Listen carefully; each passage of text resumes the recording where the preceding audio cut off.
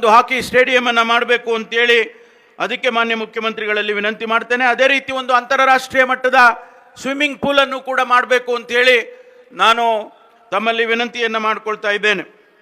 ಕಳೆದ ಬಾರಿ ಉಡುಪಿ ಮತ್ತು ಮಂಗಳೂರಿನಲ್ಲಿ ಮಾನ್ಯ ಮುಖ್ಯಮಂತ್ರಿಗಳು 6 ಕೋಟಿ ಹಣವನ್ನು ಆ ಕ್ರೀಡಾಪಟುಗಳಿಗಾಗಿ ಪ್ರಕಟಣೆಯನ್ನು ಮಾಡಿದರು.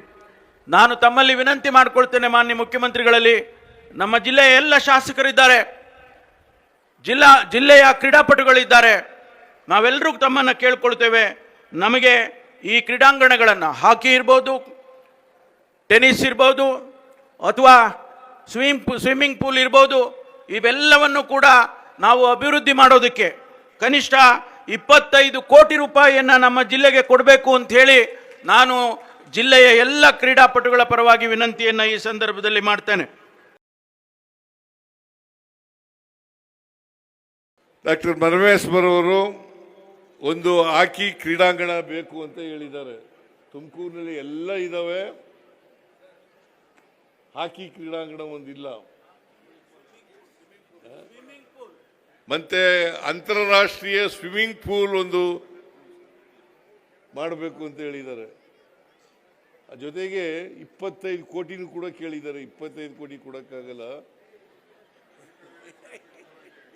ಮಂಗಳೂರು ಮತ್ತು ಉಡುಪಿನಲ್ಲಿ ಎಷ್ಟು ಕೋಟಿಗಳನ್ನು ಕೊಟ್ಟಿದ್ದೇವೆ ಅಷ್ಟು ಕೋಟಿ ರೂಪಾಯಿಗಳನ್ನು ಇಲ್ಲೂ ಕೂಡ ಕೊಡ್ತೇವೆ ಅಂತಕ್ಕಂಥ ಮಾತುಗಳನ್ನು ಈ ಸಂದರ್ಭದಲ್ಲಿ ಹೇಳಲಿಕ್ಕೆ ಬಯಸ್ತಾ ಇದ್ದೀನಿ.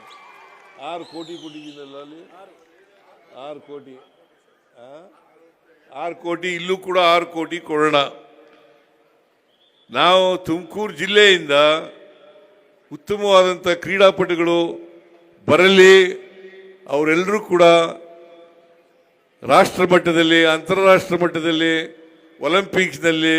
ಬಿಲ್ಡಿಂಗ್ ತುಮಕೂರು ಜಿಲ್ಲೆಯ ಕ್ರೀಡಾ ಕ್ಷೇತ್ರಕ್ಕೆ 6 ಕೋಟಿ ಅನುದಾನ ನೀಡಲಾಗುವುದು. ತುಮಕೂರಿನ ಯುವಜನತೆ ಇದರ ಸದುಪಯೋಗ ಪಡೆದು ವಿಶ್ವಮಟ್ಟದ ಕ್ರೀಡಾಪಟುಗಳಾಗಿ ಹೊರಹೊಮ್ಮಲಿ ಎಂದು ಮುಖ್ಯಮಂತ್ರಿ ಸಿದ್ದರಾಮಯ್ಯ ಅವರು ಶುಭ ಹಾರೈಸಿದರು. ತುಮಕೂರಿನಲ್ಲಿ ಆಯೋಜಿಸಿದ್ದ ಕರ್ನಾಟಕ ಕ್ರೀಡಾಕೂಟ ಉದ್ಘಾಟನೆ ಮಾಡಿ ಅವರು ಮಾತನಾಡಿದರು. ಕ್ರೀಡೆಯಿಂದ ಜೀವನದಲ್ಲಿ ಶಿಸ್ತು, ಸಂಯಮ, ಸಮಯ ಪ್ರಜ್ಞೆ ಬೆಳೆಸಿಕೊಳ್ಳಲು ಸಹಕಾರಿಯಾಗುತ್ತದೆ. ರಾಜ್ಯದ ವಿವಿಧ ಜಿಲ್ಲೆಗಳಲ್ಲಿ ಕ್ರೀಡಾಕೂಟ ನಡೆಯುತ್ತಿದ್ದು, ಇದರ ರೂವಾರಿಯಾಗಿರುವ ಗೃಹ ಸಚಿವ ಜಿ. ಪರಮೇಶ್ವರ್ ಅವರಿಗೆ ಅಭಿನಂದನೆಗಳನ್ನು ಸಲ್ಲಿಸಿದರು. ನಾನು ವಿದ್ಯಾರ್ಥಿ ದೆಸೆಯಲ್ಲಿ ಕಬಡ್ಡಿ ಪಟುವಾಗಿದ್ದೆ. ಅದರೊಂದಿಗೆ ಫುಟ್ಬಾಲ್, ಕ್ರಿಕೆಟ್ ಕ್ರೀಡೆಯಲ್ಲಿಯೂ ಆಸಕ್ತಿ ಹೊಂದಿದ್ದೆ. ಅದರಿಂದ ಈಗಾಗಲೂ ಆಗಾಗ್ಗೆ ಏಕದಿನ ಕ್ರಿಕೆಟ್, ಟಿ20 ಕ್ರಿಕೆಟ್ ನೋಡುತ್ತೇನೆ.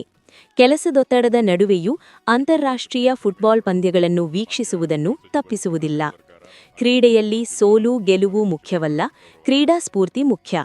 ಪ್ರತಿ ಕ್ರೀಡಾಪಟುವೂ ಇದನ್ನು ಪಾಲಿಸಬೇಕು. ಕ್ರೀಡಾಪಟುಗಳಿಗೆ ಉತ್ತಮ ಭವಿಷ್ಯವಿದ್ದು ಕಠಿಣ ಶ್ರಮ ಅತ್ಯಗತ್ಯ. ಗುರಿ ಸಾಧಿಸಲು ಉತ್ತಮ ತರಬೇತಿ ಅಗತ್ಯ. ಕ್ರೀಡಾಪಟುಗಳನ್ನು ಪ್ರೋತ್ಸಾಹಿಸುವ ಉದ್ದೇಶದಿಂದ ಸರ್ಕಾರಿ ಉದ್ಯೋಗದಲ್ಲಿ ಮೀಸಲಾತಿಯ ನಿಯಮವನ್ನು ಜಾರಿಗೊಳಿಸಿದೆ. ಪೊಲೀಸ್ ಇಲಾಖೆಯಲ್ಲಿ ಪೇದೆ ಹುದ್ದೆಯಿಂದ ಆರಕ್ಷಕ ಉಪಾಧೀಕ್ಷಕರ ಹುದ್ದೆಯವರೆಗೆ 3% ಮೀಸಲಾತಿಯನ್ನು ಸರ್ಕಾರ ನೀಡುತ್ತಿದೆ. Olympics, para Olympics, Asian games, Commonwealth games, ರಾಷ್ಟ್ರೀಯ, ಅಂತಾರಾಷ್ಟ್ರೀಯ ಕ್ರೀಡಾಕೂಟಗಳಲ್ಲಿ ವಿಜೇತರಾದ ಭಾಗವಹಿಸುವ ಕ್ರೀಡಾಪಟುಗಳಿಗೆ ಸರ್ಕಾರಿ ಉದ್ಯೋಗದಲ್ಲಿ ಮೀಸಲಾತಿ ನೀಡಲಾಗುತ್ತಿದೆ. ವಿವಿಧ ಇಲಾಖೆಗಳಲ್ಲಿ 2% ಮೀಸಲಾತಿಯನ್ನು ನೀಡಲಾಗುತ್ತಿದೆ. ಒಲಿಂಪಿಕ್ಸ್ನಲ್ಲಿ ಪದಕ ವಿಜೇತ ಕ್ರೀಡಾಪಟುಗಳಿಗೆ ನಗದು ಬಹುಮಾನ ನೀಡುವ ಮೂಲಕ ಕ್ರೀಡಾಪಟುಗಳನ್ನು ಪ್ರೋತ್ಸಾಹಿಸಲಾಗುತ್ತಿದೆ ಎಂದರು.